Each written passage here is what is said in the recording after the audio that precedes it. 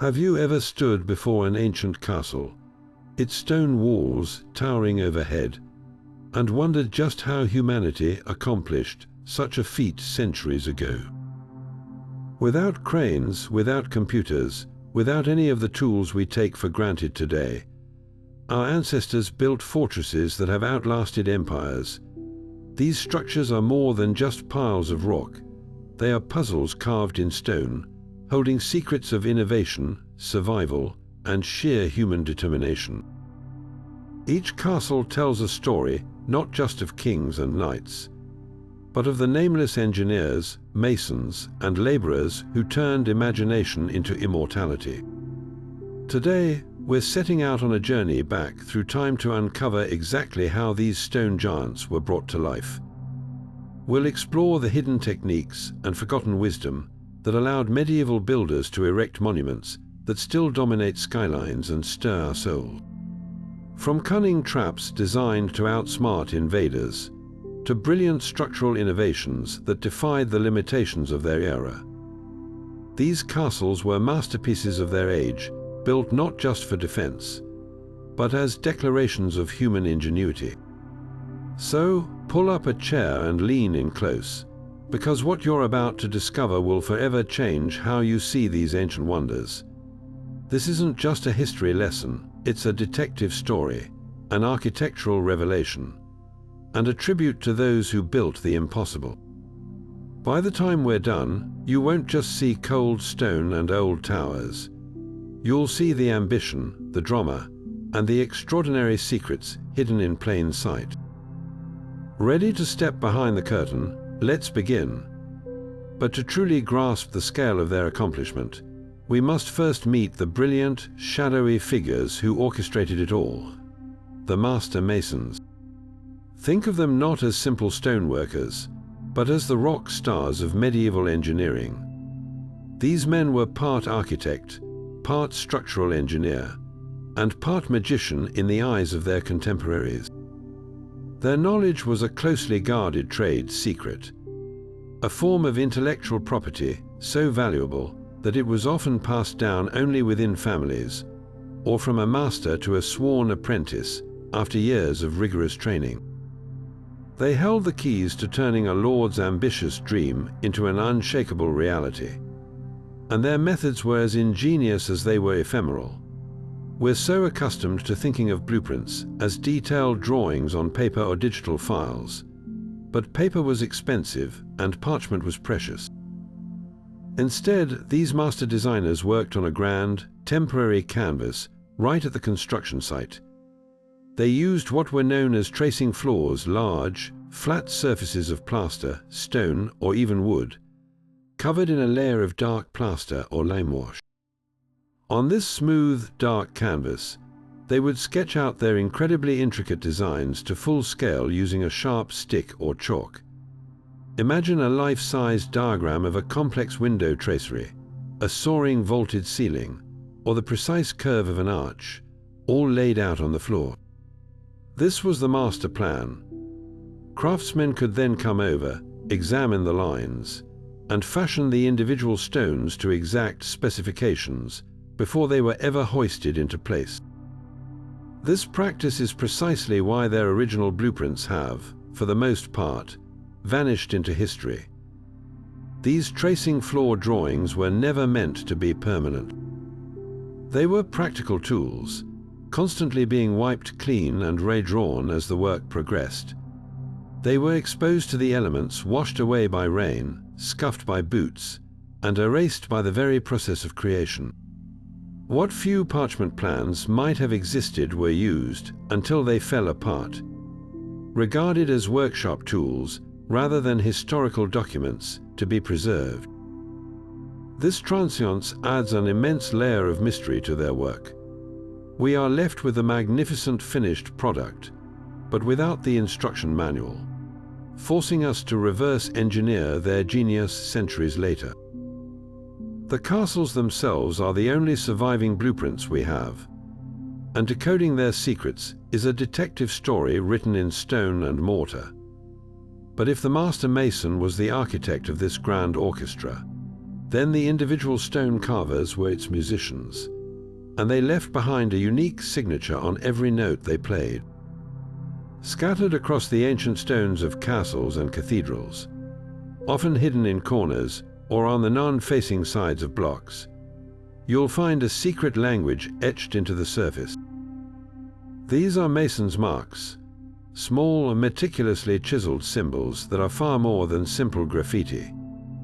Each one is a unique identifier, a personal signature belonging to the highly skilled artisan who shaped that very block of stone. Think of them as a medieval barcode, containing a wealth of information about the person who made it. This system was the backbone of a surprisingly modern and efficient business operation. A lord or abbot financing a castle wasn't just writing a blank check. They were managing a massive budget, and they needed accountability. How did they know how much to pay each man for his work? The answer lies in these marks. A master mason or a clerk would walk the site, inspecting the finished and placed stones. By recording the unique mark on each acceptable block, they could track the output of every single worker. Payment was then made per stone, and the mark was proof of both quantity and, crucially, quality. A poorly cut stone that didn't fit properly wouldn't be counted, ensuring that only the best workmanship was rewarded. This created a powerful incentive for excellence, and turned the construction site into a hive of efficient, merit-based production. Beyond just payment, these marks allow historians to perform a kind of archaeological detective work, piecing together the human story of the build. By mapping where certain marks appear, we can trace the journey of individual craftsmen through the castle. You might find the same mark on stones in the lower dungeon, and then again high up on a tower battlement, suggesting that particular mason was a trusted and versatile craftsman who worked on the project for years. Conversely, a mark that only appears in one specific section might indicate a specialist brought in for a complex task, like carving the intricate stones for a window or a vault. Perhaps most fascinating is when we find the exact same unique mark on buildings miles, or even countries, apart. This reveals the itinerant nature of these skilled workers. Guilds of masons were international fraternities, and their members would travel across Europe to where the work was, bringing techniques and styles from one great project to the next. Finding a mark from an English castle on a French cathedral isn't just a coincidence. It's a tangible record of a single person's career, a physical connection showing the flow of knowledge and talent across a continent. So the next time you visit a medieval site, look closely. That small, forgotten symbol is a personal signature from a worker who lived centuries ago. A direct message from the past reminding us that these monumental structures were built not by anonymous masses, but by individuals with pride, skill, and a story to tell. Yet before a single signature could be chiseled into a finished block, before a master mason could even sketch his designs on a tracing floor, there was a far more fundamental and Herculean task to complete. The very birth of a castle began not at the building site, but deep within the earth itself, in the quarries that would yield its bones. Imagine the sheer magnitude of this first step. A typical castle might require anywhere from 10,000 to 100,000 tons of stone. And this stone didn't just appear conveniently nearby. Quarries were often located miles from the construction site, separated by dense forests, rolling hills, and treacherous, unpaved terrain. So how did they choose the right stone? This was a science in itself. Master masons were expert geologists by necessity. They sought out specific types of rock for specific jobs.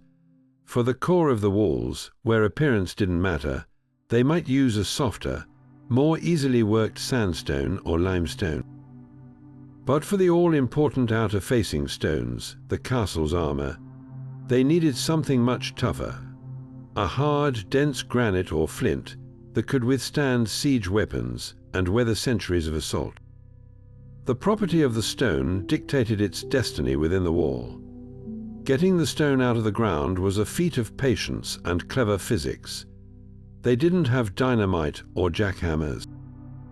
Instead, they worked with the stone, not against it. Quarrymen would first identify natural fissures and fault lines in the rock face. Then, using hammers and chisels, they would painstakingly drill a series of holes in a straight line along this natural weakness. Into these holes they would drive dry, hardened wooden wedges. Then came the ingenious part. They would soak these wedges with water. The wood would absorb the water and expand with tremendous, irresistible force, slowly and precisely cracking the massive block free from the bedrock along the intended line. It was a slow, methodical process, but it allowed them to extract large, usable blocks without shattering the entire rock face. Once freed, these raw blocks, often weighing several tons each, faced the long, arduous journey to the castle site. This is where logistics met sheer muscle power. During the winter, they might wait for the ground to freeze, dragging the stones on sledges that slid more easily over ice and snow. In other seasons, they used heavy wooden wagons pulled by teams of oxen, the slow, powerful engines of the medieval world. The roads they traveled were often specially reinforced or even built just for this purpose, a massive infrastructure project in its own right that we rarely consider. Every single stone in that mighty fortress represents an epic journey of its own, a testament to the relentless effort required long before the first foundation was ever laid. And after those monumental stones completed their epic journey from the quarry, they faced a final, critical test. A castle's strength doesn't come from stone alone. You can have the most perfectly cut blocks in the world, but without the right glue to hold them together, the entire structure is just a precarious pile waiting to collapse. This is where medieval chemistry enters the story in the most spectacular way. We often think of mortar as just simple cement, a bland paste. But for medieval builders, mortar was a sacred, secret sauce, and its recipe was guarded with the same intensity as the castle's deepest war secrets. Their formulations weren't just crude attempts. They were advanced chemical engineering that produced a bond so powerful it has, in many cases, proven more durable than the stone it holds. The cornerstone of this magical mixture was lime, but not just any lime. They used what is known as hot lime mortar. The process began by roasting limestone in incredibly hot kilns for days on end, driving out carbon dioxide and turning it into a highly reactive powder called quicklime. Now, quicklime is a dangerous, caustic substance. When water is added to it, a violent chemical reaction occurs, releasing a tremendous amount of heat enough to boil water or even burn skin. This isn't mixing, it's alchemy. The medieval masons would carefully slake the quicklime with water, often letting this hot, putty-like mixture age for months, or even years in pits. This long aging process allowed for a complete reaction, resulting in a lime putty of unparalleled purity and plasticity. When this aged putty was finally mixed with sand to make mortar, it possessed a unique property. As it set, it didn't just dry out. It began to reabsorb carbon dioxide from the air, slowly turning back into solid limestone. Essentially, over decades and centuries, the mortar between the stones becomes stone itself, creating a monolithic, seamless bond with the blocks it connects. But the true genius and the deepest secrets lie in the exotic additives they mixed into their lime putty. These weren't random ingredients. They were carefully chosen catalysts that transformed the mortar's properties for specific challenges. Need to build a harbor wall or a moat bridge that would set underwater? They would add volcanic ash, known as pozzolana, or crushed brick dust. These materials contain silica and alumina, which react with the lime in the presence of water to form a crystalline structure that hardens instantly, even in completely submerged conditions. The Romans perfected this, and the knowledge was passed down through the ages.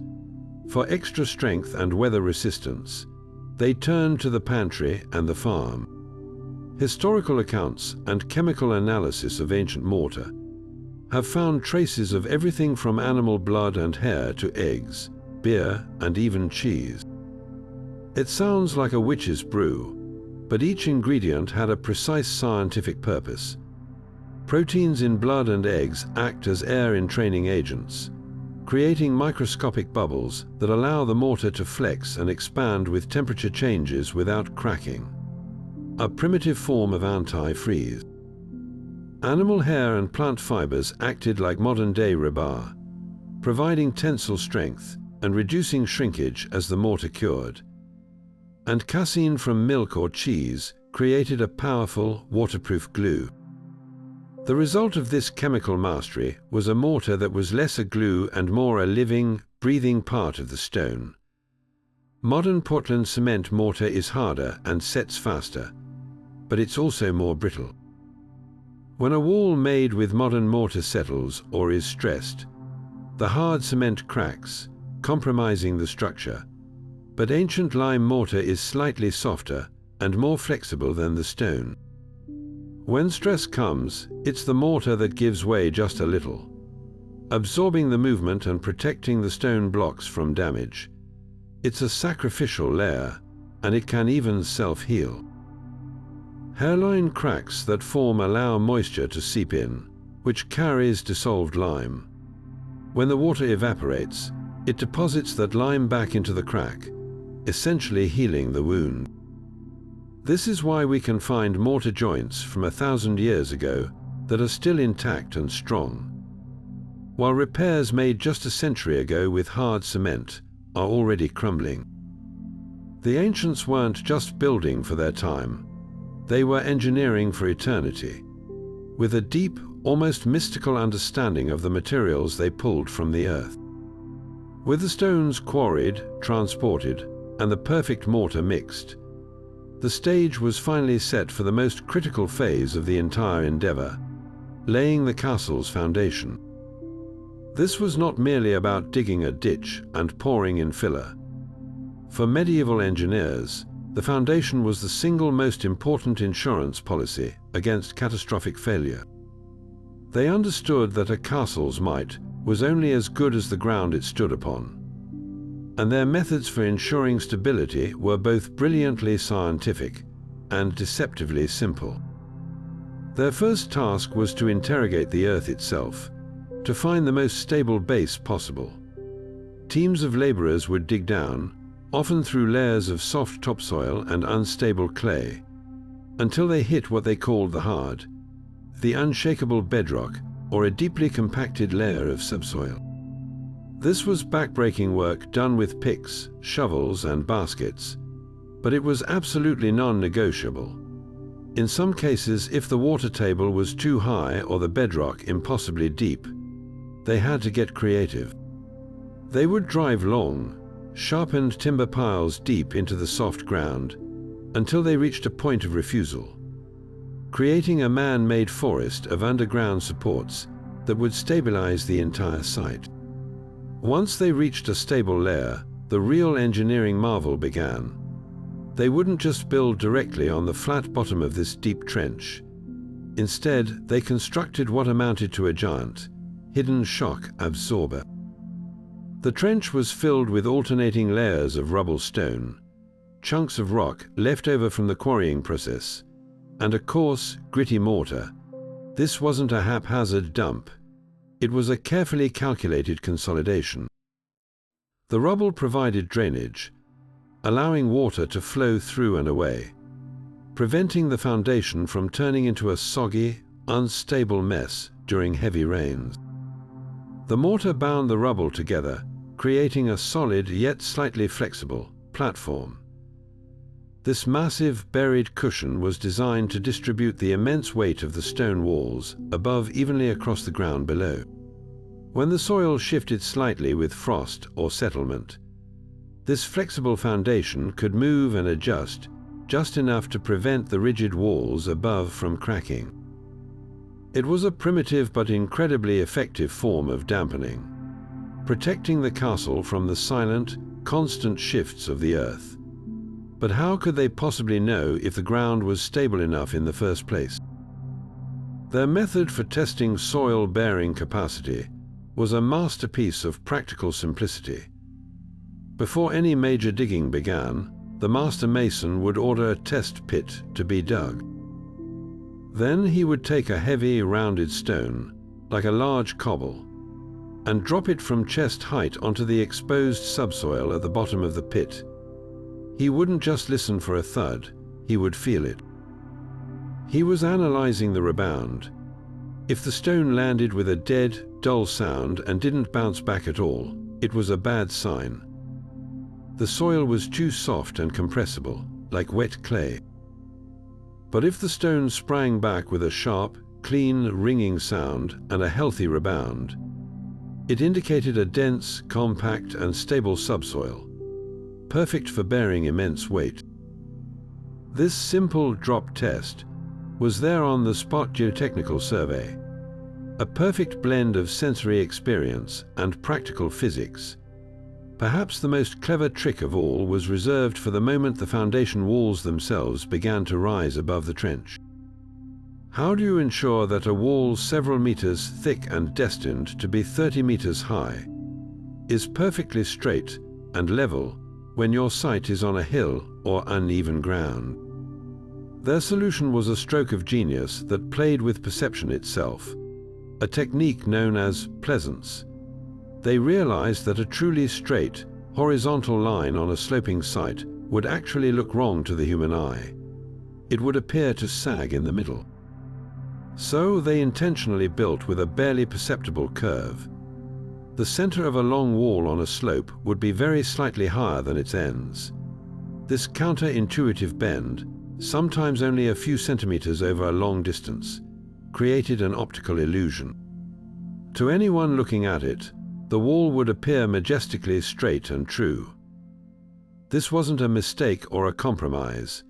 It was a sophisticated understanding of human perception, ensuring that the castle not only was structurally sound, but also looked imposing and perfect from every angle, reinforcing its psychological power over all who saw it. Now, with the foundation securely in place, the castle's most iconic feature could begin to rise skyward, the mighty curtain wall. From a distance, these towering ramparts look like simple, imposing barriers. But get closer, and you start to see the subtle, brilliant engineering tricks that made them virtually impregnable. The first secret is a deception of the eye. If you look carefully at the oldest and best preserved walls, you'll notice they aren't perfectly vertical. They have a gentle, almost imperceptible inward slope, a feature known as a batter. This wasn't a construction error. It was a calculated masterstroke of medieval physics. By angling the wall slightly inward as it rose, builders dramatically lowered its center of gravity. This design made the entire structure incredibly stable, helping it resist not just the constant pull of gravity over centuries, but also the tremendous impact of siege engines like trebuchets. The batter also had a devastating defensive bonus. Any rocks or missiles dropped from the ramparts above would ricochet off this sloped surface, deflecting outward with increased velocity towards anyone unfortunate enough to be attacking the base of the wall. But the true magic of these walls is hidden deep within, in a construction method that was both economically clever and structurally brilliant. Building a solid wall entirely from perfectly cut, expensive facing stones would have been astronomically costly and time-consuming. Instead, the masons created a stone sandwich. They built two parallel outer walls from those beautifully dressed, precise blocks, creating a smooth inner and outer face. But the gap between them, which could be several meters thick, wasn't left empty.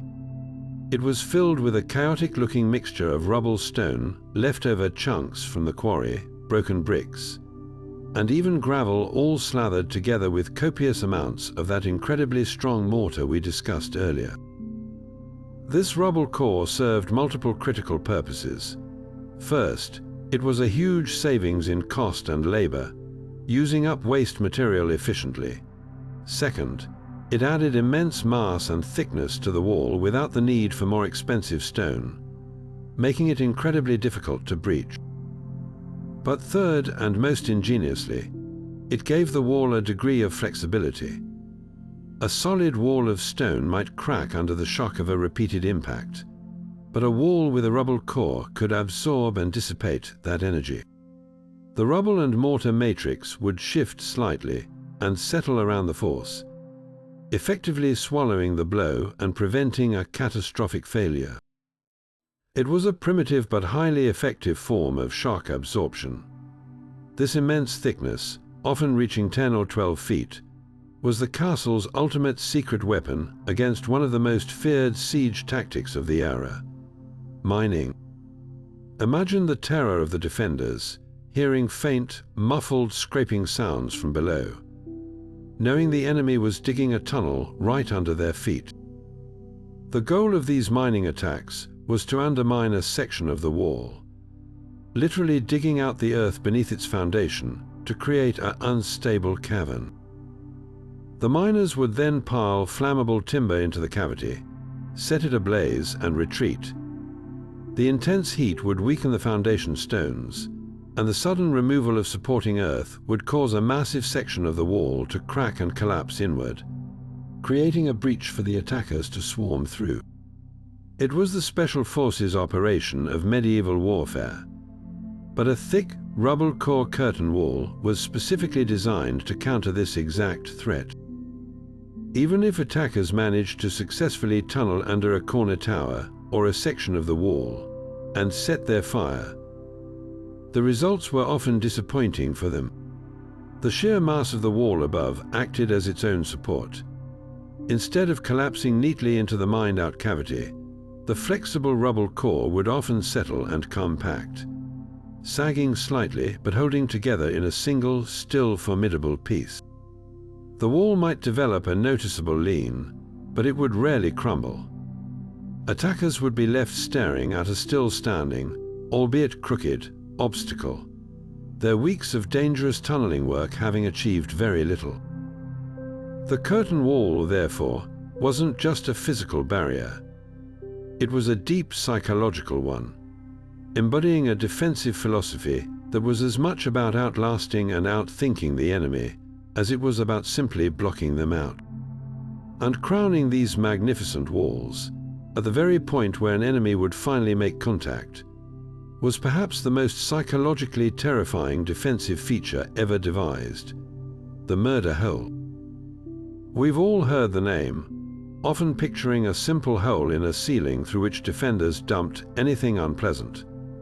But to dismiss it as a crude opening is to completely miss the sophisticated, almost scientific engineering behind it.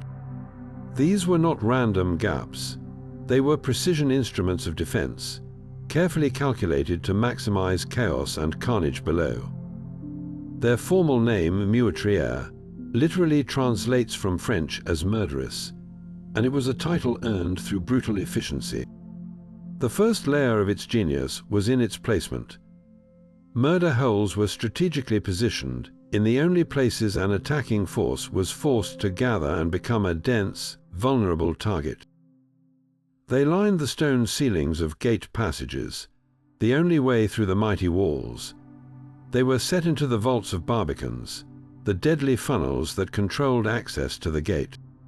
And they were installed in the wooden floors of the hoardings, those temporary wooden battlements that were built out from the top of the walls during a siege. In each location, the design exploited a moment of enemy weakness, the bottleneck where men, shields, and siege engines were crammed together in a dark, confined space, their progress stalled by inner gates or portcullises. They were trapped, and the murder hole was the trap's trigger, but the simple hole was just the beginning. The true marvel was the funnel-shaped sleeve that often lined it, carved from a single massive block of stone. This funnel wasn't just for show, it was a ballistic director. Its carefully calculated angles served two devastating purposes. For liquids, be it boiling water, heated sand that would seep through armor and cause horrific burns, or quicklime that would blind and suffocate, the smooth, sloped sides acted like a spout. It prevented splashing and wasteful dispersion, channeling the entire volume into a concentrated stream that poured directly down onto the men crammed below.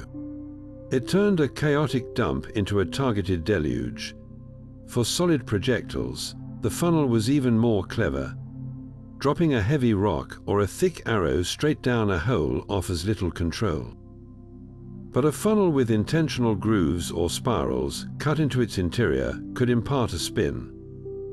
This spin stabilized the projectile in its fall, much like the rifling in a gun barrel, dramatically increasing its accuracy and ensuring it hit with its point down, maximizing penetration.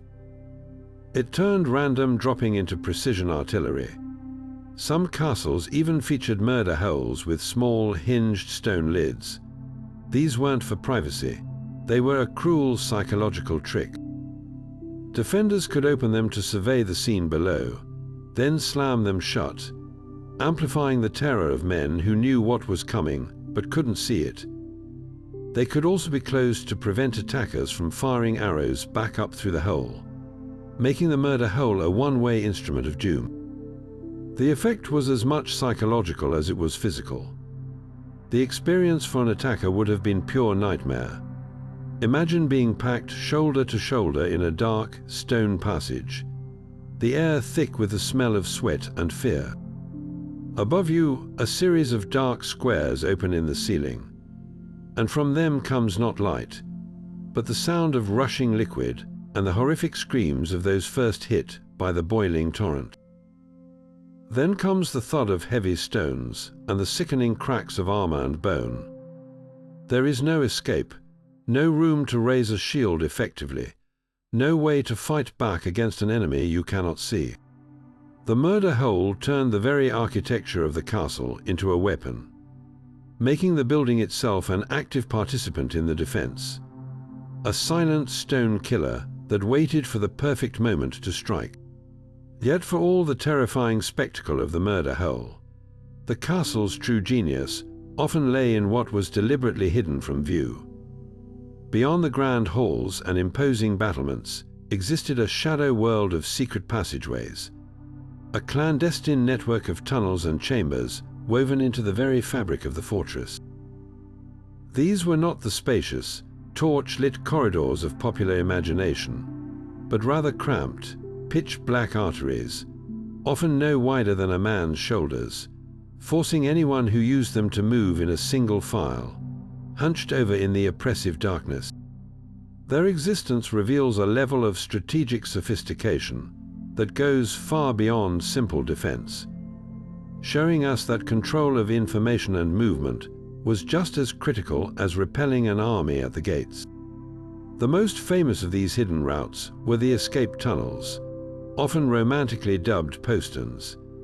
Every great castle had at least one, a secret back door known only to the lord and his most trusted retainers. In the event of a siege that was clearly lost, or during a treacherous coup within the castle's own walls, this was the final, desperate card to play. It offered a sliver of hope, a way to slip out under cover of darkness, to either flee to safety or rally allies from a neighboring stronghold. But to think of them only as escape routes is to see just one piece of the puzzle. Their strategic value was far more complex and proactive. These hidden corridors also served as the castle's clandestine nervous system, allowing for the rapid and unseen movement of troops. Picture a besieging army camped outside, confident they have the main gates completely bottled up. Suddenly, a small, elite force of defenders emerges silently from a hidden exit far behind their lines, launching a devastating surprise attack on the unprepared siege camp before melting back into the darkness. This ability to strike from an unexpected direction, to control the flow of a battle from the outside in, was a massive psychological and tactical advantage.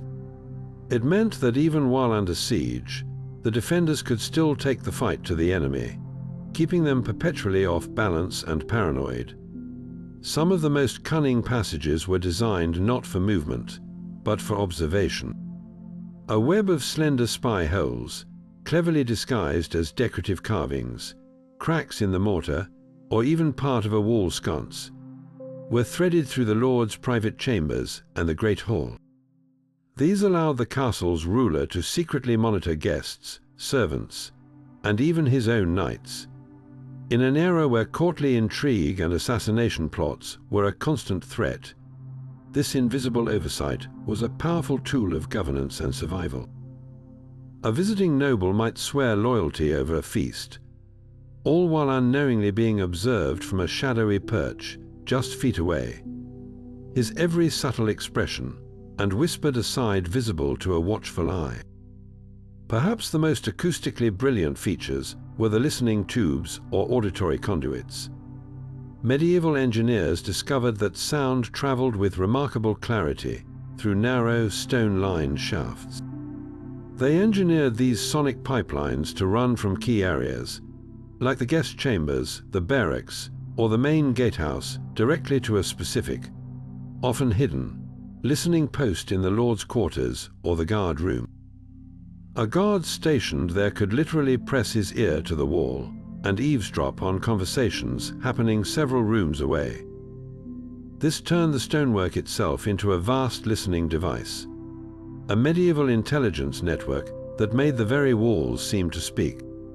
A plot hatched in a quiet room could be overheard as clearly as if the conspirators were standing right next to the Lord, granting him the ultimate advantage, foreknowledge.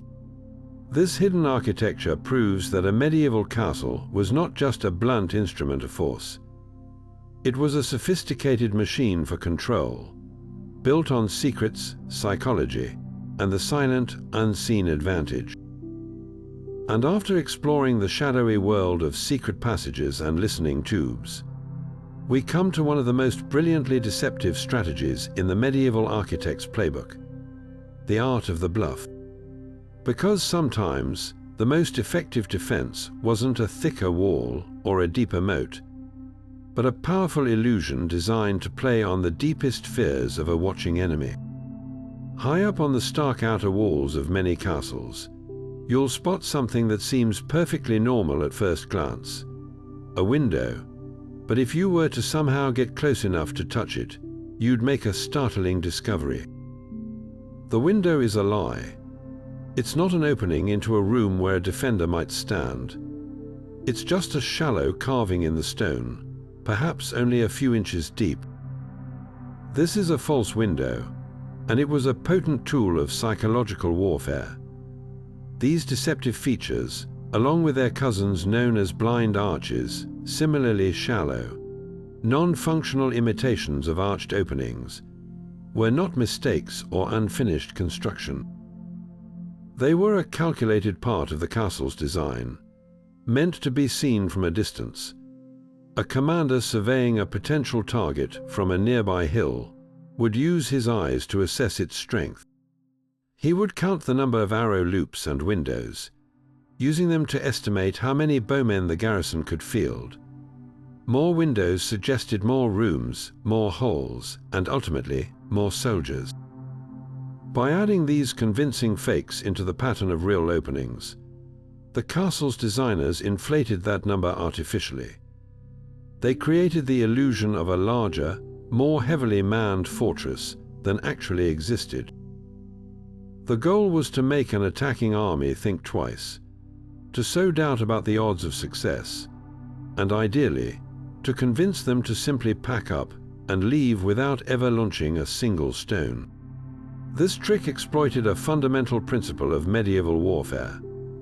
A siege was an incredibly expensive, time-consuming, and dangerous gamble. Laying siege to a castle required hundreds of men to sit in one place for months, even years, consuming vast quantities of food and supplies. Disease was rampant in crowded siege camps, and the longer an army stayed put, the more vulnerable it became to a relief force arriving from another castle. A wise commander would only commit to such a risky endeavor if he was confident he had the overwhelming force necessary for a relatively quick victory. The sight of a castle bristling with what appeared to be countless arrow loops and windows suggested a garrison large enough to hold out indefinitely, making the entire campaign look like a futile waste of lives and resources. A few cleverly carved stones could, in effect, win a battle before it even began. The craftsmanship behind these illusions was remarkably sophisticated.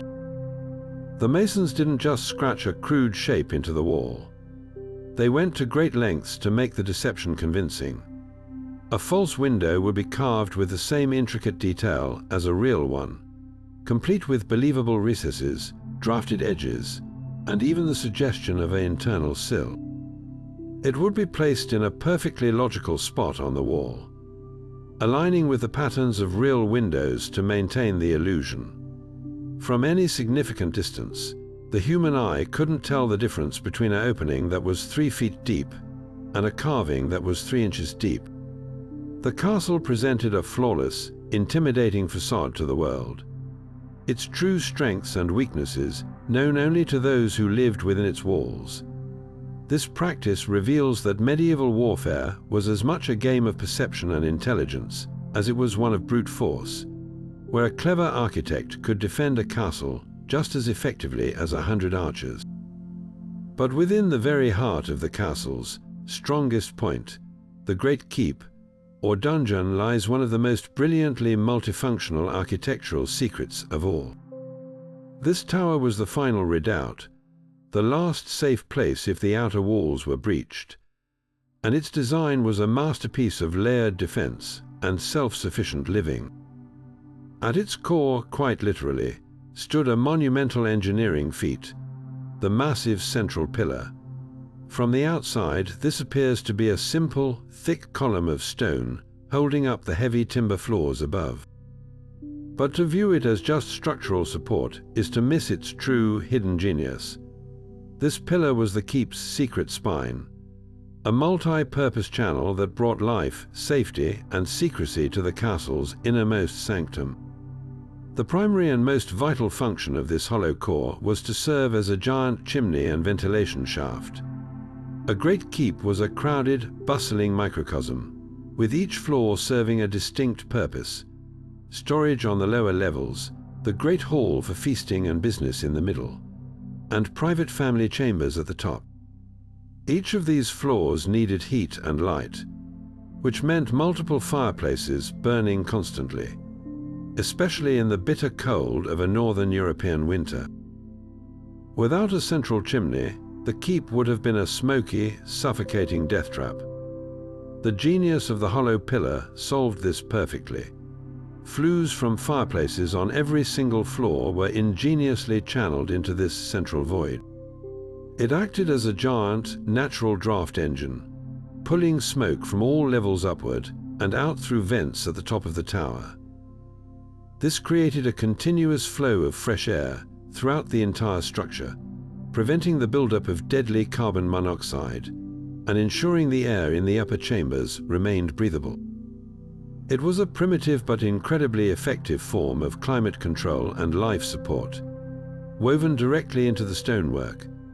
Beyond just managing air, this central channel was also the keep's main water and waste disposal artery. In an age of siege, the ability to access fresh water and discreetly remove waste without venturing outside was a matter of survival. A deep well was almost always located on the ground floor of the keep, often situated right next to this central pillar. But the clever part was how they served the upper floors. Narrow hidden ducts ran vertically inside the pillar's thickness, connecting to small, discrete openings on each level.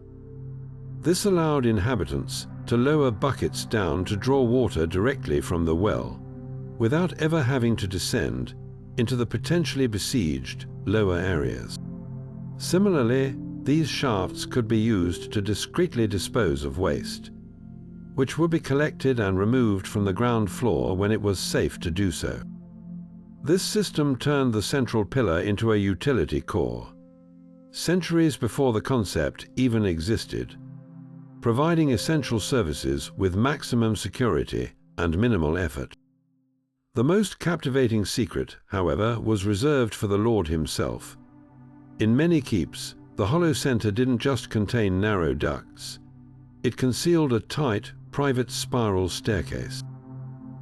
This was the Lord's ultimate Wimpy passage, a completely secure and discreet route connecting his private chambers on the upper floors to the Great Hall and the exit below. While servants, guests, and soldiers used the main staircases built into the thickness of the outer walls, the Lord could move unseen through the very heart of his fortress. This offered him unparalleled security and control.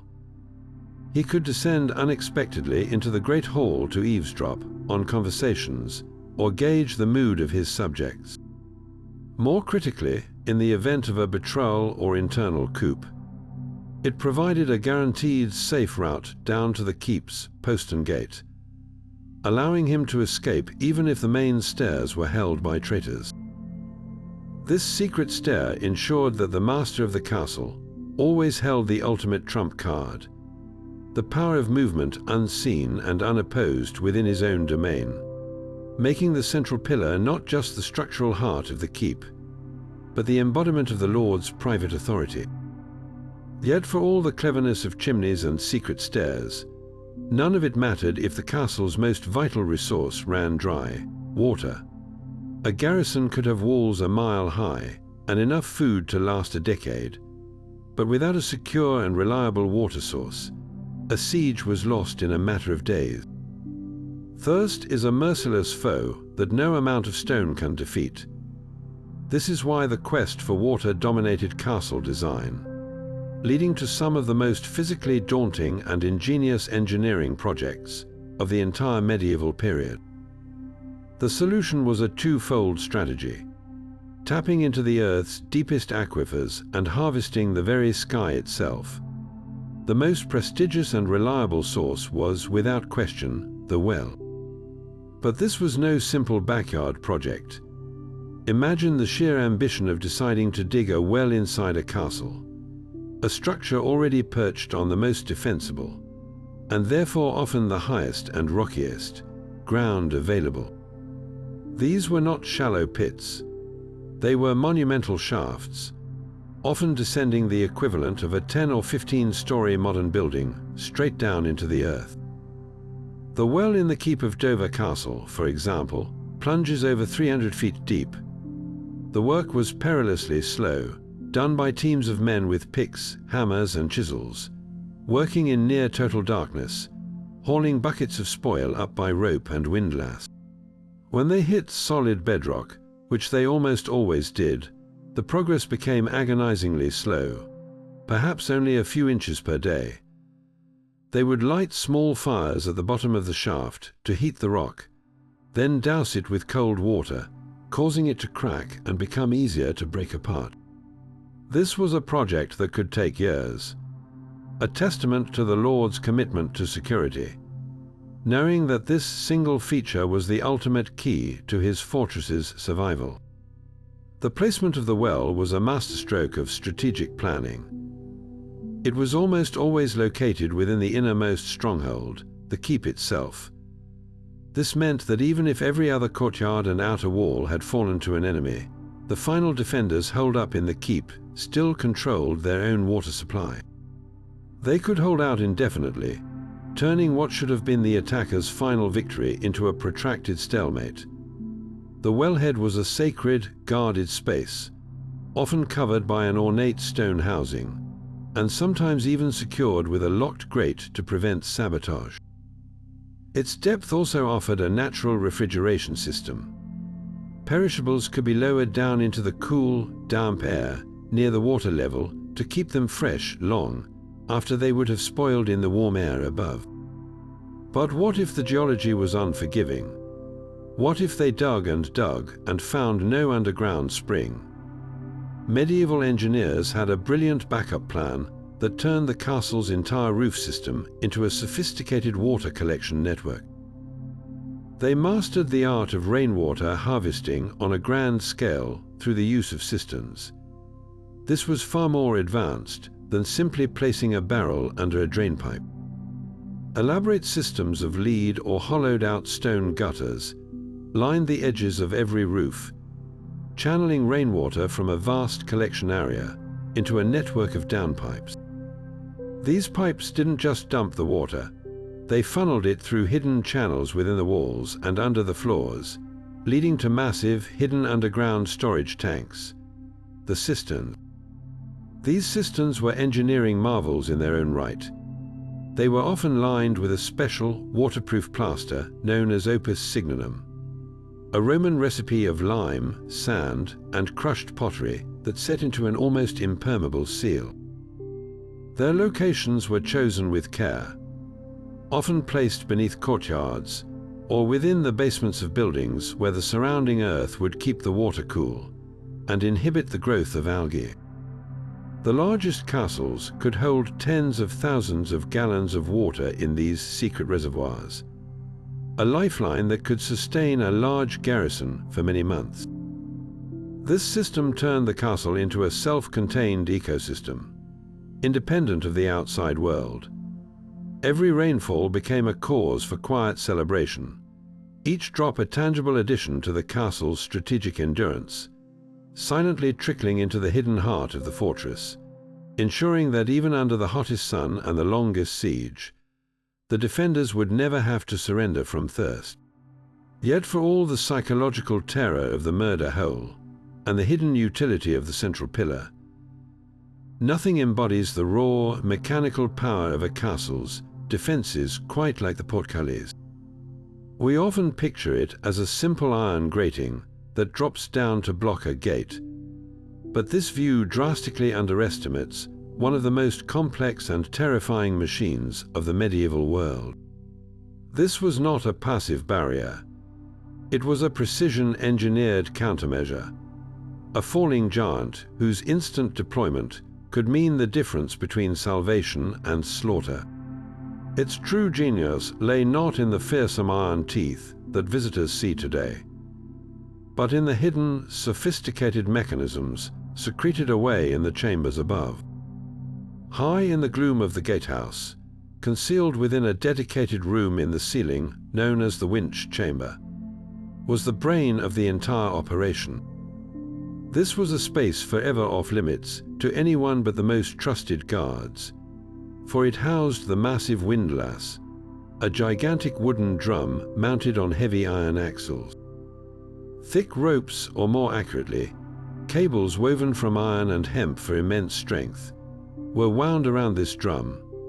Their other end descended through narrow slots in the stone floor to connect to the top of the portcullis itself. To raise this colossal weight of iron and oak, 2 or more men would laboriously turn the windlass using removable wooden bars as levers, slowly winching the grating up into its raised position within the gate passage.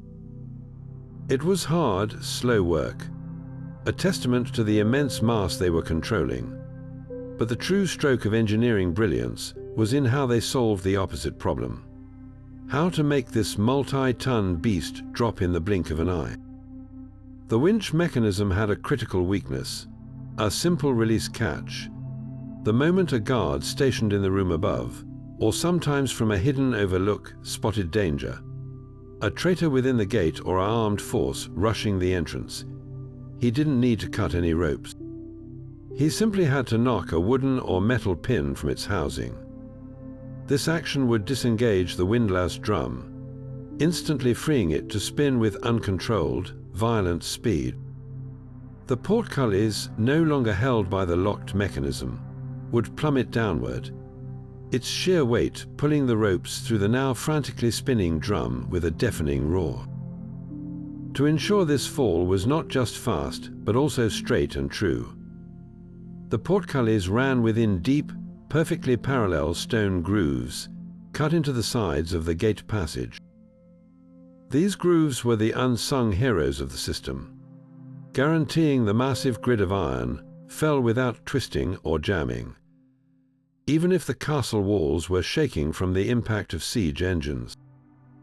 And to make certain of this, the medieval engineers applied a simple yet supremely effective lubricant. These crucial stone channels were regularly greased with animal fat, tallow rendered from sheep or cattle. This grease served a dual purpose. It drastically reduced friction, allowing the portcullis to slide down at maximum velocity. Perhaps just as importantly, it protected the stone grooves and the iron edges of the portcullis from moisture and rust, ensuring the mechanism would remain functional for decades, ready to be deployed at a moment's notice. This combination of brute force, precise mechanics, and simple, clever maintenance created a defensive reaction that was both immediate and utterly decisive. A final, thunderous word in any argument at the castle gates. And for all its towering strength and clever deception, the mighty medieval fortress harbored a hidden vulnerability, a weakness that could bring the entire structure crashing down from beneath the feet of its defenders. The greatest fear for any garrison was not the battering ram at the gate, or the trebuchet stones raining from above. It was the silent, invisible enemy working deep underground. This was the art of mining, and it turned the castle's greatest asset, its immense weight, into its most dangerous liability. The men who practiced this dark craft, the sappers, were the elite siege breakers of their age, and their work was a terrifying blend of geology, engineering, and sheer nerve. The process was methodical and deadly, starting from the safety of their own siege lines, often hidden within a protective wooden shed called a cat. These skilled diggers would begin a tunnel, shoring up the ceiling with heavy timber props as they inched forward through the earth. Their goal was to reach directly beneath a critical point of the castle's defenses, a corner tower or a section of the curtain wall. Once there, they would enlarge the end of their tunnel into a chamber, carefully replacing the earth beneath the foundation stones with their wooden supports. This wooden framework was then packed with brushwood, pig fat, and anything else that would burn with intense, sustained heat. At the appointed moment, the sappers would set the fuel ablaze and scramble back through the tunnel as fast as they could. The fire would consume the wooden supports, and in a matter of hours, the cavernous space it left behind would cause the massive stonework above to collapse into the void, creating a breach for the attacking army to storm. The psychological toll of this threat was immense. For the defenders, the siege became a terrifying waiting game fought on two fronts, the visible one outside the walls, and the invisible, whispered about war happening somewhere below. The first sign of a mining operation was often not sight, but sound of faint, almost imperceptible scraping or tapping, echoing up from the ground through the stonework. It was the sound of impending doom, and it demanded an equally ingenious response. This is where the castle's defenders turned to the science of acoustics to save themselves. They established what were effectively the world's first underground surveillance systems, listening posts. In the cellars and lower chambers of the castle, soldiers tasked with this critical duty would employ surprisingly sophisticated tools. One method involved using a simple drum. They would stretch a wet parchment skin over a large barrel, much like a drumhead, and place it on the stone floor. The taut, sensitive membrane would act as a resonator, amplifying the faintest vibrations traveling through the earth and the castle's foundations. A guard would kneel, sometimes for hours, with his ear pressed close to the drum, listening for the telltale chink of a pickaxe on stone or the scrape of a shovel in soil. Another method was even more straightforward and perhaps more effective. They would set bowls or pots of water on the floor. The surface of the water, perfectly still, would betray the slightest tremor. The moment a series of consistent, rhythmic ripples began to pattern across the water's surface. The defenders knew they had a fix on the sapper's location.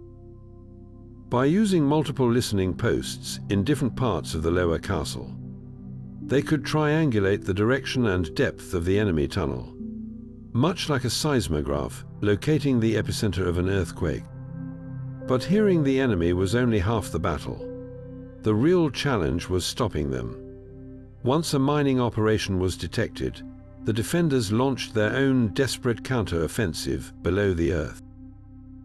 This brutal underground war was known as counter-mining. Teams of defenders, often the bravest and most strong-stomached men in the garrison, would begin digging their own tunnel from inside the castle's walls, aiming to intercept the attackers' excavation. The goal was to break into the enemy sappers' tunnel and initiate a frantic, close-quarters battle in the claustrophobic darkness, a chaotic struggle with picks, knives, and axes in a space where only one man could fight at a time.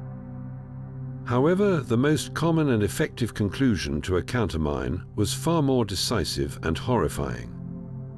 The aim was rarely to meet the enemy head-on, but to undermine their work literally. The defenders would dig their tunnel to a point just beneath or beside the attacker's tunnel. Then, in a catastrophic finale, they would deliberately collapse their own countermine, causing the earth above to give way and crush the sappers and their tunnel in a sudden, suffocating avalanche of soil and rock. This underground warfare was a duel of shadows and echoes, a desperate race against time fought in total darkness, where the winner was whoever could bring the roof down on their opponent first. It was a chilling reminder that for all its grandeur above ground, a castle's fate could be decided by a desperate, dirty struggle in the mud and stone far below. Even in its most sacred spaces, the medieval castle never truly dropped its guard. We might imagine the chapel as a quiet sanctuary, a place of peace and reflection, separate from the brutal realities of warfare. But in truth, the chapel was often one of the most cleverly integrated and multi-layered defensive structures in the entire fortress. Its design reveals a fascinating duality, where faith and fortification were woven together into a single, unbreakable fabric. The architects understood that an enemy breaching the outer walls would show no reverence for a place of worship. The chapel, therefore, had to be ready to defend itself. Consider the windows. From the inside, they appear as beautiful, soaring apertures designed to flood the space with divine light and frame scenes of pious contemplation. But step outside and analyze their placement with a military eye, and a very different purpose emerges. These windows were often positioned at strategic heights and angles that provided unparalleled, sweeping views of the outer bailey, the main gate, and the approaches to the inner keep. During a siege, the beautiful stained glass, which was often removable, would be taken down and stored safely away. What was left was a perfect, sheltered firing position for archers. A defender kneeling in the chapel could rain arrows down on attackers who had penetrated the courtyard, all while being protected by the deep stone embrasure of the window itself. The enemy, expecting a helpless target, would instead find themselves exposed to deadly fire from a direction they considered spiritually safe. This use of the chapel's architecture turned a holy space into a deadly elevated platform, a silent guardian overlooking the castle's heart. The very structure of the chapel itself was a masterpiece of dual-purpose design. Those elegant flying buttresses that supported the high-vaulted ceilings weren't just for show. They were strategic strongpoints. The spaces between and behind these massive stone supports created ideal, protected niches for crossbowmen. A soldier could stand completely concealed behind the thick stone, peering out to track targets moving through the courtyard below, then step out to loose a bolt before retreating back into cover. The rhythmic pattern of buttresses around the chapel's perimeter effectively created a ready-made defensive gallery. a stone shield that allowed a small number of defenders to control a large amount of territory. The beauty of the architecture thus served a brutal, practical function, its graceful lines hiding a calculated martial purpose. Perhaps the most poignant secret lies within the altar itself.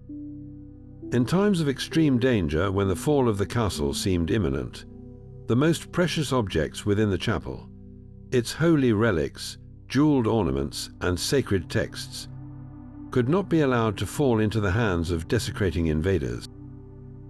To protect these treasures, the medieval masons employed a final, brilliant act of concealment. Many altar stones were not solid blocks. Instead, they were cleverly designed as hollow reliquaries, or had a secret compartment carved into their base. In the frantic, fearful moments before a potential breach, the priest or lord could quickly open this hidden cavity, place the sacred items inside, and reseal it. To an invading soldier looting the chapel, the altar would appear to be exactly what it was: a simple, solid stone table. They would have no reason to suspect it held the castle's most valued spiritual wealth, hidden in plain sight.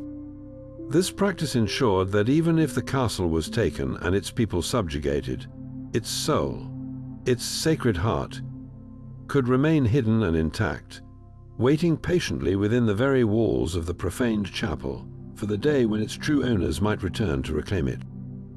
Now let's step through a heavy, iron-studded door and into the roaring, aromatic heart of the castle's daily life, the kitchen. This was far more than a simple place to prepare food. It was a powerhouse of logistics and a hotbed of culinary innovation, operating on a scale we can scarcely imagine today. Feeding a household of hundreds, from the lord and his family to knights, men-at-arms, and a small army of servants, was a monumental task that required engineering as sophisticated as any found on the battlements. At the center of this organized chaos stood the great fireplace, an architectural marvel in its own right. These were not the cozy hearths of a cottage. They were massive caverns of brick and stone, often large enough for a full-grown adult to stand inside. The true genius of these fireplaces lay in their mechanics, specifically in the ingenious spit-turning systems. Roasting an entire ox or a dozen whole sheep over an open flame required constant, even turning to prevent burning and ensure thorough cooking. But dedicating a young kitchen boy, known as a spit jack, to the miserable, sweltering task of hand cranking a heavy iron spit for hours on end was both cruel and inefficient.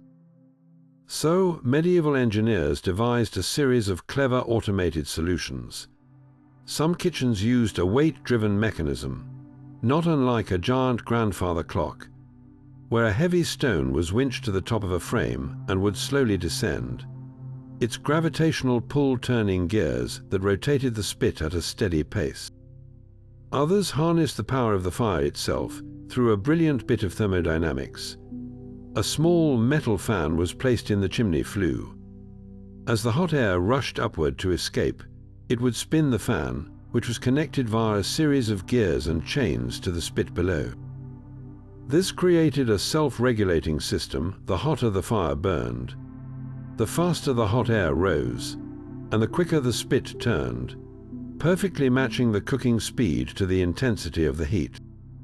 It was a prime example of medieval automation, turning the very byproduct of the fire into useful work. High up on the kitchen walls, tucked into specially carved stone niches, lies another secret to the kitchen's success: its herb and spice cabinet. But these recesses weren't just for storage. They were a carefully designed preservation and pest control system. Herbs were hung in these high, dry alcoves to keep them safe from the damp stone floors and from the ever-present threat of rodents and insects. The heat from the constant fires below would rise, gently warming the air near the ceiling and helping to dry the herbs perfectly, locking in their potent flavors for use throughout the long, barren winter months.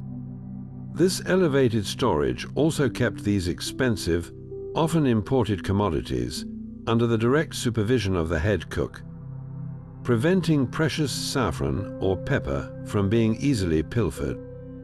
The kitchen's architecture thus worked in concert with its climate, using the environment it created to protect its most valuable culinary assets.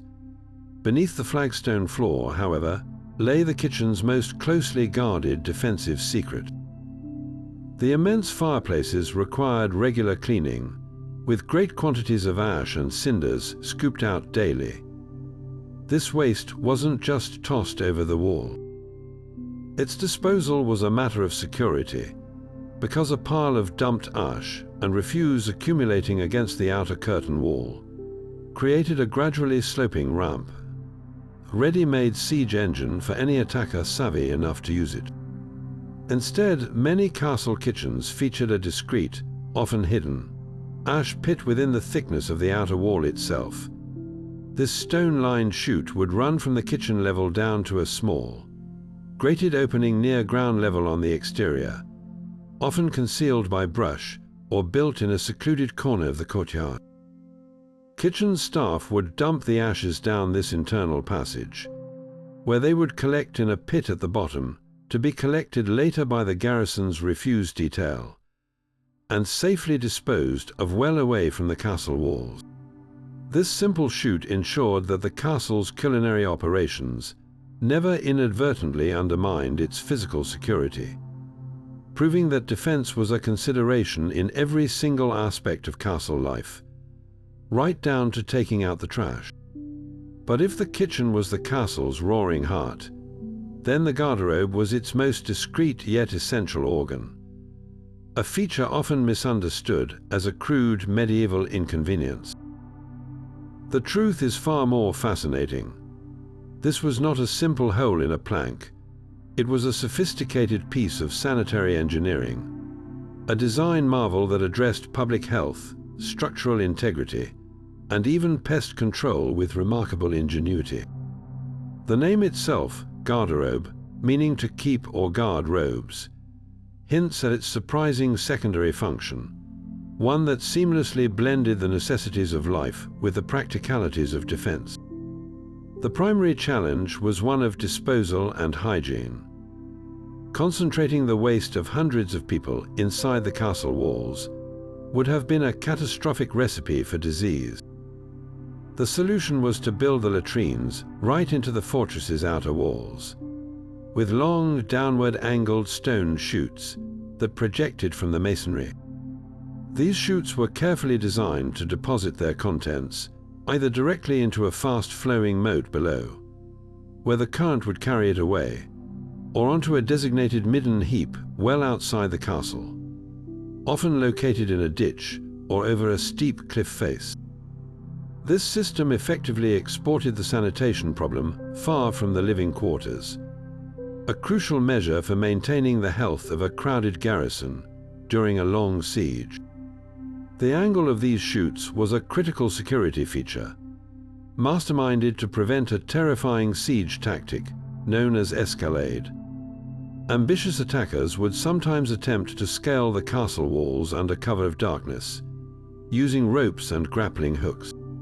A straight vertical drop from a latrine might have offered a potential, if unsavory, handhold for a climber. To eliminate this vulnerability, the chutes were always built on a sharp, downward slant. This overhanging angle made it physically impossible for anyone to climb up into them from the outside. Furthermore, the interior of the chute was often lined with smooth, finished stone, offering no grip for even the most determined invader. What might seem like a simple architectural detail was, in fact, a deliberate and clever defensive obstacle. Now, to the origin of that peculiar name, the garderobe. In many castles, these small, private chambers did double duty as storage closets for valuable clothing, tapestries, and furs. This seems counterintuitive to our modern sensibilities, but it was rooted in a keen, if slightly misinformed, observation of natural chemistry. The constant evaporation of ammonia-rich waste from the pit or moat below created a powerful, pungent atmosphere within the stone enclosure. It was widely believed that this strong smell was highly effective at repelling moths and other insects that would otherwise feast on expensive woolens and fabrics. While the science might be questionable, the practice was widespread. Lords would literally store their robes in the garderobe, trusting in the foul air to guard their garments, giving us the word we still use today for a clothing storage space. This multifunctional approach is a perfect example of the medieval mindset. No space, no matter how humble, was ever designed for just one purpose.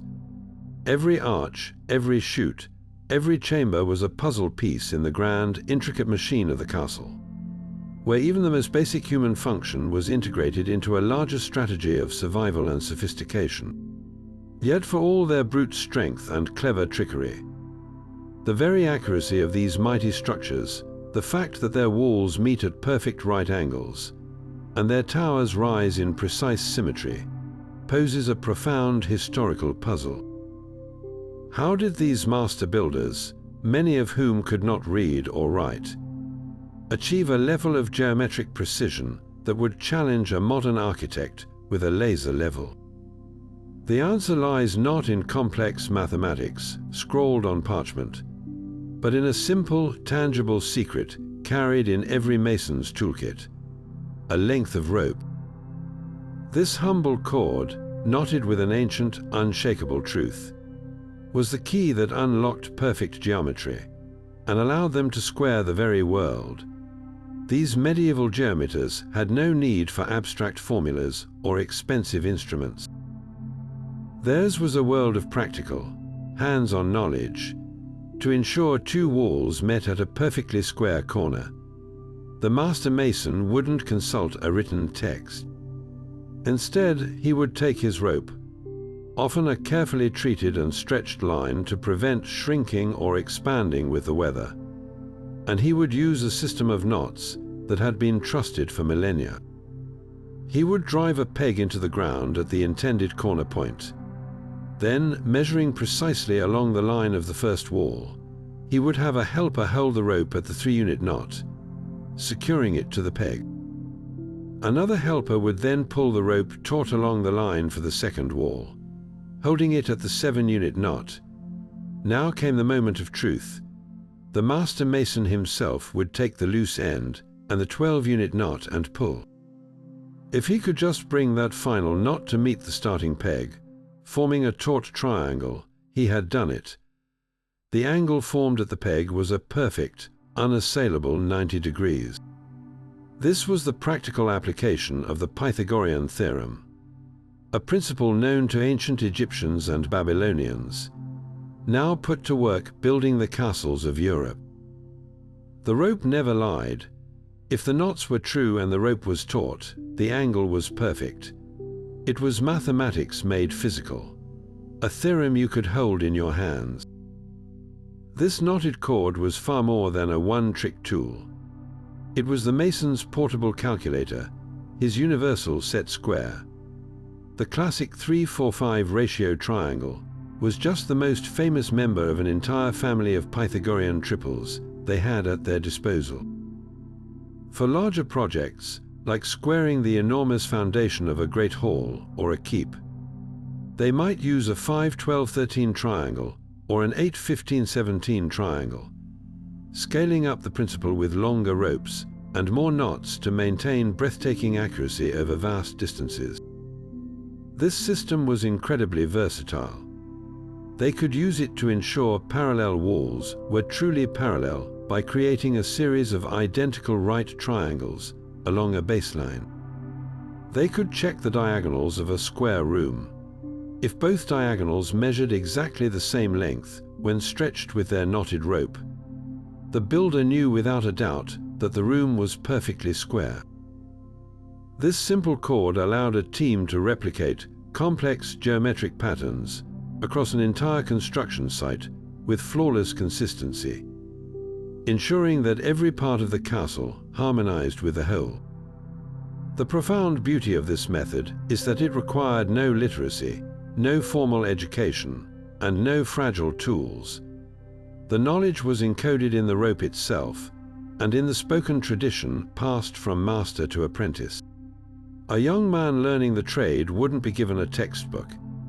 He would be handed a rope and taught how to tie the knots at the precise intervals, learning through his hands and his eyes the immutable laws of the universe. This was a geometry of action and result, not of theory. It democratized precision, putting the power to create perfect forms into the hands of craftsmen. The evidence of their success is still standing today, in the crisp right angles of a Norman keep and the perfectly square courtyards of a concentric castle. They built to last, guided by a knotted secret that turned a length of fiber into a key for unlocking geometric perfection, proving that the deepest truths often come in the simplest forms. Approaching the main gate of a medieval castle, an attacker might have felt a surge of confidence. This was, after all, the designated entrance, the path of least resistance.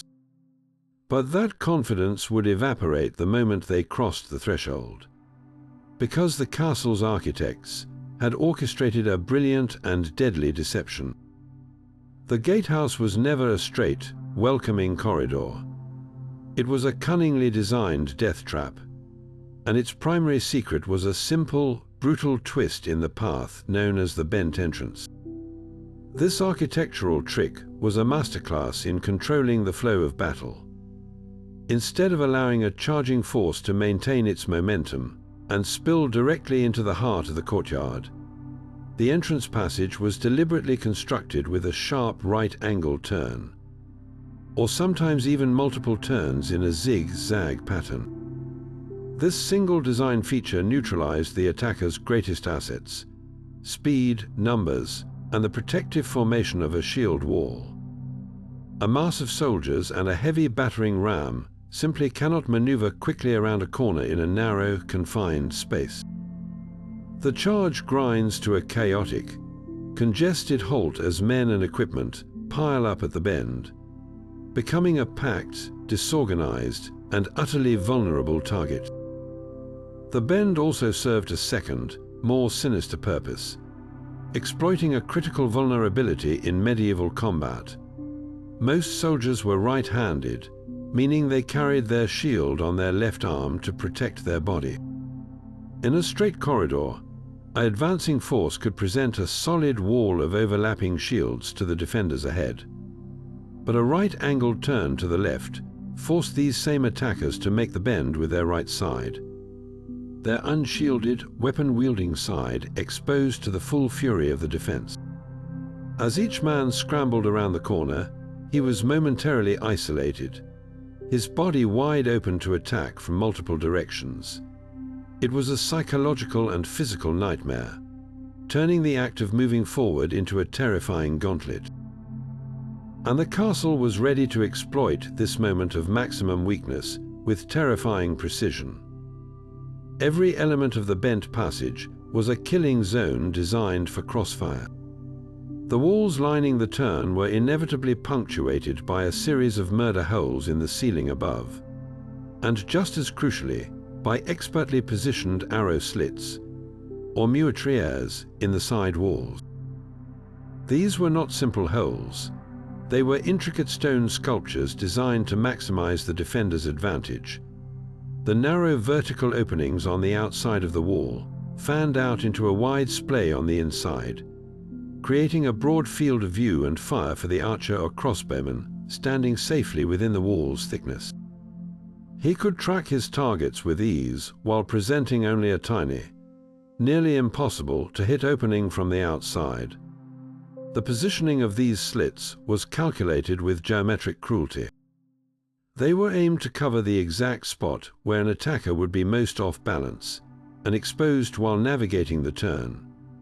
From above, through the murder holes, defenders could pour down a horrifying array of projectiles and liquids onto the congested mass below. From the sides, through the slits, archers could take precise shots at the unshielded flanks of individual soldiers struggling to make the corner.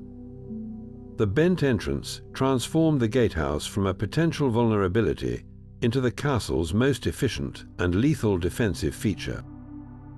It funneled chaos and death onto the enemy, using the very act of entry as a weapon against them, proving that the greatest strength of these fortresses often lay not in blocking an attack, but in expertly guiding it into a predetermined and inescapable conclusion. Yet for all the stone's permanence, a castle's most dynamic and terrifying defensive feature was often made of wood. Projecting from the top of the mighty walls, like a wooden skin stretched over the stone skeleton, were the hoardings. These were not permanent fixtures. They were temporary battlements, a modular defense system designed to be assembled with frantic speed the moment a siege was imminent, and just as quickly taken down when the danger had passed.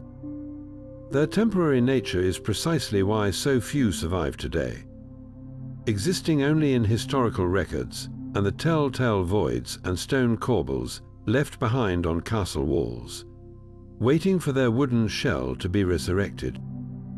Constructing these wooden galleries was a feat of prefabricated engineering.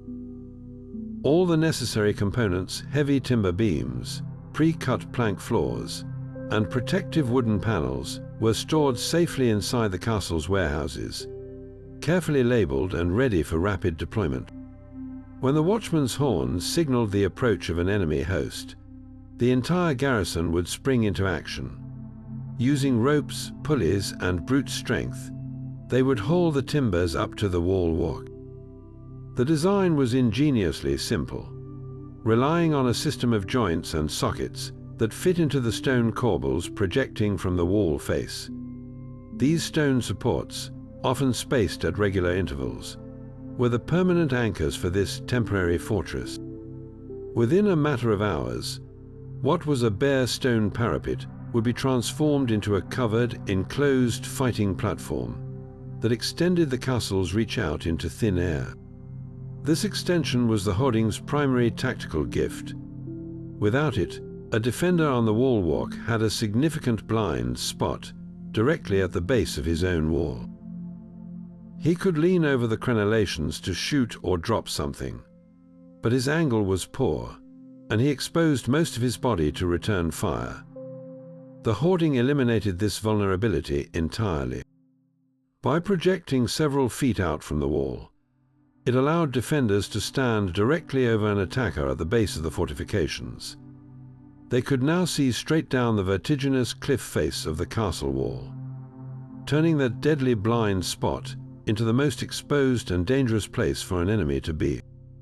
The most fearsome aspect of these wooden galleries lay literally under the defenders' feet. Sections of the hoarding's floor were not nailed down permanently. They were designed as hinged trapdoors or removable panels. In the heat of battle, a defender could simply lift a hatch or kick a lever, and a section of the floor would swing open. This created an instant, direct shoot for havoc. Through these openings, they could unleash a concentrated torrent of death directly onto the heads of those below, whether it was boiling water, quicklime, sharpened stakes, or simply heavy stone. This was the murder hole principle, applied across the entire perimeter of the castle. Not just in gateways, the psychological impact on attackers would have been paralyzing. To approach the wall was to enter a zone where death could fall from the sky at any moment, from a source you couldn't see and couldn't fight back against. Their temporary nature was also their greatest strength. Unlike stone, wood left exposed to the harsh elements would rot, weaken, and become a maintenance nightmare. By building the hoardings only when needed, the castle's stewards ensured they were always at maximum strength. After a siege was lifted, the wooden panels and beams were carefully disassembled, inspected for damage, and stored away in the dry, ready for the next time the castle's wooden skin would need to be drawn over its stone bones, once again making the ancient fortress bristle with lethal, temporary power. But the ultimate moat deception, the masterstroke of medieval aquatic warfare, was reserved for those castles that genuinely did feature a deep, water-filled barrier. An attacking army, having gone through the immense effort of building boats or rafts to cross what they believed was the final obstacle, would push off from the bank, only to be met with a horrifying, hidden surprise just below the surface. Many moats concealed a forest of sharpened underwater palisades, thick, fire-hardened wooden stakes driven deep into the mud and cut off just a few inches below the waterline. Invisible from the shore, this submerged barrier was a ship killer. It would rip the hulls out of wooden assault craft, spilling heavily armored knights into the deep, stagnant water where they would drown under the weight of their own mail. Even for men wading across a shallower moat, these hidden spikes presented a terrifying hazard, turning every step into a potential impalement. The moat, therefore, was the castle's final and most cunning deception. A barrier that could appear innocently dry, deceptively shallow, or treacherously deep, but was always, without exception, designed to kill.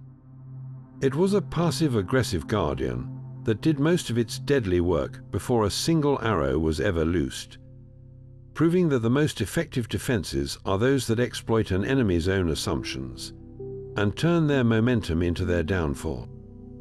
Yet for all the defensive genius of the gatehouse and walls, the true bustling heart of the castle's daily life and its economic engine was the outer courtyard, known as the bailey. This was not an empty field or a chaotic jumble of sheds. It was a meticulously planned and ruthlessly efficient medieval marketplace, barracks, and industrial park, all rolled into one. Every inch of this enclosed space was strategically organized according to a master plan that balanced economic productivity with the relentless demands of defense. The layout was a carefully choreographed dance, ensuring that in times of peace, the castle could sustain itself and thrive, and in times of war, it could transform into a seamlessly coordinated defensive machine in a matter of moments. The zoning within the bailey was a masterclass in practical logistics. The most critical craftsmen, those whose skills were essential for both daily maintenance and immediate defense, were always assigned plots closest to the inner gatehouse and the base of the keep. The blacksmith's forge, with its constant fire and ringing hammers, was a top priority. Positioned for quick access, the smith and his apprentices could be summoned instantly to repair a bent sword, hammer out a damaged piece of armor, or forge fresh arrowheads without the user having to traverse the entire bailey. The sound of the smithy was the sound of the castle's readiness. Similarly, the fletcher's workshop, where arrows were fletched and bows were maintained, and the carpenter's yard, which produced everything from furniture to siege engine components, were always in this prime real estate. This strategic placement meant that the tools of war were never more than a few dozen steps from the warriors who needed them. This zoning extended to the very flow of people and goods. Wide, clear lanes were maintained between key points, from the main gate to the inner gatehouse, and from the workshops to the storage buildings. This wasn't for convenience, it was a tactical necessity. In an emergency, these lanes became the vital arteries for moving troops rapidly from their barracks to the walls, or for shifting bundles of arrows from the fletcher to the archers on the battlements. There was no time for squeezing through narrow, cluttered alleys when the alarm bell sounded. The efficiency of the bailey's design meant that a defender could go from eating his dinner in the barracks to being fully armed and on the wall walk in a matter of minutes. His equipment gathered from workshops, he passed on his direct route. Beyond the martial preparations, the bailey was a self-contained economic universe. Alongside the armorers were the more peaceful, but no less vital, crafts: the baker with his oven, the brewer with his vats, the tanner with his pungent pits, and the stables housing the castle's four-legged engines, the oxen and horses. Storage was paramount. Large, sturdy buildings lined the inner walls, their contents a ledger of the castle's wealth and endurance. Granaries held vast quantities of grain, safely raised off the damp ground on stone staddle stones to deter vermin. Warehouses were packed with salted meat, dried fish, legumes, and barrels of ale. The calories that would fuel a garrison through a long winter or a protracted siege. The strategic placement of these stores, often near the kitchen and the inner ward, shortened supply lines and kept the castle's most vital resources protected within the innermost layers of defense. This constant hum of activity made the bailey a vibrant, crowded, and often smelly microcosm of the medieval world. It was a space of stark contrasts, where the smell of baking bread mingled with the acrid smoke of the forge, and the neighing of war horses blended with the shouts of merchants haggling over goods. Livestock, chickens, pigs, and perhaps a milk cow would have been penned in designated areas, adding to the cacophony and the mess. Yet within this apparent chaos, there was a profound and deliberate order. The bailey's design ensured that this economic heartbeat not only sustained the castle, but also directly empowered its defensive might, proving that a fortress's true strength was measured not just in the thickness of its walls, but in the impeccable organization of the busy world thriving within them. But behind every stone laid, every arrow stockpiled, and every barrel of salted fish stored, there was one man who held the entire intricate operation in his mind and in his logs, the constable. If the lord was the heart of the castle, symbolizing its power and lineage, then the constable was its brain, the chief operating officer who transformed ambition into actionable reality. This was not a glamorous role of sword-swinging glory. It was a position demanding a relentless, analytical mind, a genius for logistics, and a profound understanding that the most potent weapon in any fortress was not the sharpest blade, but the most accurate piece of information. His domain was an office, likely a small, robust chamber near the great hall, filled not with weapons but with the tools of administration, writing implements, sealing wax, and most importantly, his log. These were the castle's living memory and its operational blueprint. The constable was the ultimate auditor, tracking a staggering array of variables in near real time. His daily rounds were a meticulous inventory of the castle's lifeblood. He knew the exact count of every bushel of wheat in the granary, every side of bacon hanging in the smokehouse, and every barrel of ale in the cellar. He calculated consumption rates against the number of mouths to feed, projecting how long the castle could hold out under siege, a number that dictated its entire defensive strategy. His records extended far beyond the pantry. He maintained the roster of the entire garrison, noting not just names, but their specific skills, their assigned watch rotations, and the condition of their arms and armor. He tracked the fatigue levels of the men, the health of the horses, and the readiness of the siege engines. He scheduled the endless cycle of maintenance, when which section of the wall needed repointing, when the moat needed dredging, or when the timber hoardings needed to be brought out of storage for inspection. This constant, flowing stream of data allowed him to anticipate problems before they became crises, to allocate resources with pinpoint efficiency, and to present the Lord with a clear, unvarnished picture of the castle's true strength and weaknesses at any given moment.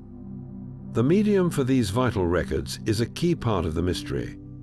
For daily use, they weren't written on precious parchment. Instead, the constable almost certainly used wax tablets, wooden frames, filled with a layer of beeswax that could be written on with a stylus, and then smoothed over for reuse. This was the medieval equivalent of a dry erase board or a digital notepad, perfect for temporary notes, calculations, and drafts. But this practicality is precisely why these records are almost entirely lost to us. Wax is ephemeral. It melts, it cracks, it can be wiped clean.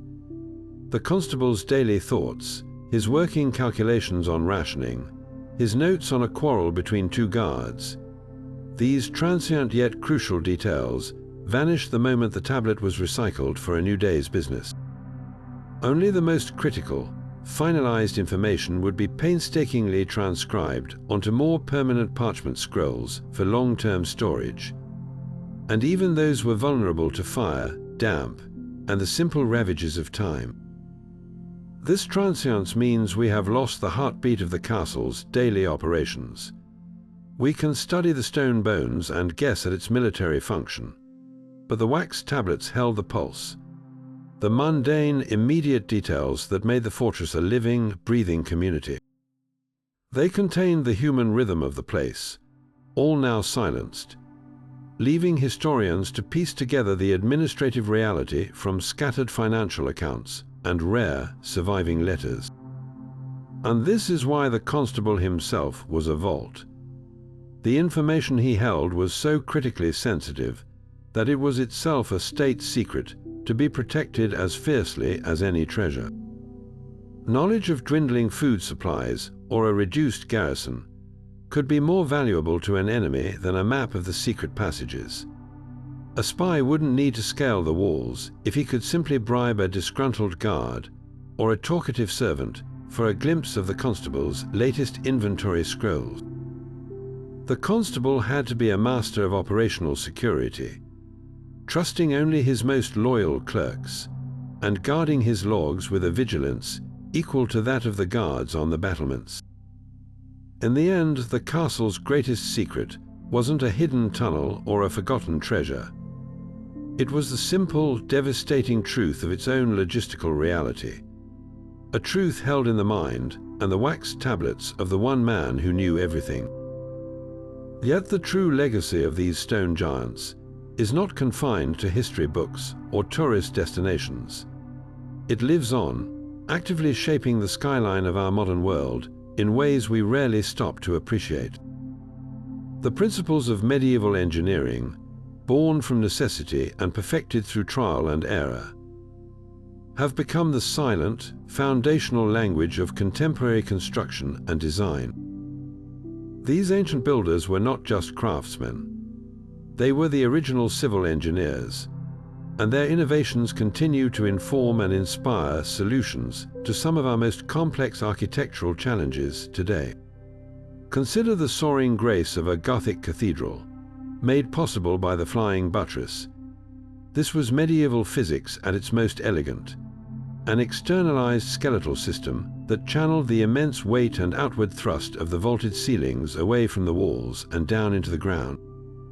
This genius move allowed for walls to be pierced with vast, light-giving windows, transforming dark, heavy structures into vessels of light and space. Modern architects face a similar challenge: how to create taller, lighter, more open buildings that resist the relentless forces of gravity and wind. The solution is a direct descendant of that medieval innovation. The exoskeletons of modern skyscrapers, with their visible grids of steel or concrete supports, function on the exact same principle. They are the flying buttresses of the modern age, an externalized framework that bears the structural load, allowing for breathtaking glass curtain walls that would have been impossible with traditional, load-bearing masonry. Even the intricate support systems holding up vast, cantilevered roofs on stadiums and airports owe a conceptual debt to those stone arcs that first reached across the skies of Europe. Beyond the grand spectacle of support systems, the medieval mastery of water management continues to flow through our cities. The complex network of gutters, downpipes, and cisterns that collected rainwater and channeled waste away from castle walls was a landmark achievement in hydrology. They understood the importance of controlling water, not just for convenience, but for structural survival, to prevent erosion at the foundation and to secure an independent water supply. This holistic approach is the direct precursor to modern urban drainage and water conservation systems. The concept of capturing rainwater for reuse, which we now call greywater recycling, was standard practice in every castle with a cistern. The sophisticated moats and drainage ditches that protected fortress walls from undermining are the ancient forerunners of the retention ponds, swales, and complex sewer systems that manage stormwater runoff and prevent flooding in our modern metropolitan areas. They were the first to practice large-scale, sustainable water management, a lesson we are urgently relearning today. Perhaps the most profound connection lies in the very stuff that held it all together: mortar. For decades, modern construction relied on Portland cement, a material prized for its rapid, hard setting. But we've learned a hard lesson. This rigidity often leads to cracking and failure as structures naturally settle and shift. Now, materials scientists are looking back to the medieval recipe for answers. The study of ancient hot lime mortar has revealed its secret. It was designed to be slightly softer and more flexible than the stone it bound. This allowed it to absorb movement and even self-heal micro cracks through a process of ongoing crystallization. This discovery is revolutionizing modern concrete science. Researchers are now developing new, more resilient concrete mixes that incorporate fibers for flexibility, mimicking the animal hair used centuries ago, or using chemical additives that encourage self-healing, just as the lime in ancient mortar slowly re-knits itself. We are essentially rediscovering that the key to longevity isn't brute strength, but intelligent flexibility, a principle those masons understood intuitively.